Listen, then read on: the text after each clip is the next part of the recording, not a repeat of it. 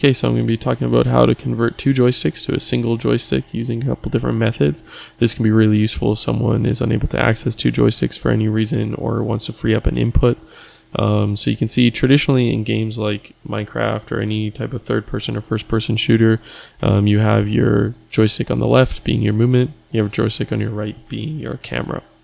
So we're going to convert these all into a single stick. So we're going to be doing this using the Xbox Adaptive Controller and the Xbox Accessories app. And we're first going to swap just the X-axes. So you can see Y is up and down, X is left and right, and we're swapping just the left and right to be our right joystick. So you can see when I move it left and right there, move the joystick left and right, you can see it moves the camera around, but when I move it forward or back, it's moving the character just as it would on the left joystick. Second method is using shift mode here. So we're swapping both the X and Y axes, but only in shift mode. So I'm setting it up on here, and then I'm setting up a button, my X button, just to be my shift button. So you can see acting standard as left joystick. I'm holding down my shift button, and now it's my right joystick. Let go again, it's back to my left joystick.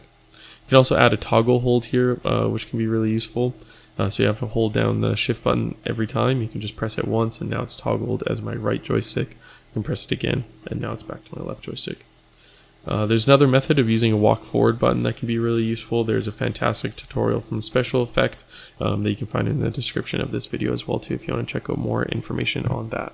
Typically what you're doing in a setup like this is mapping a single assistive switch to be the button that makes the character walk forward, and then your joystick is going to be the right hand joystick. Typically that's going to be your camera view. So you press one button to walk forward, and then you use the joystick to look around.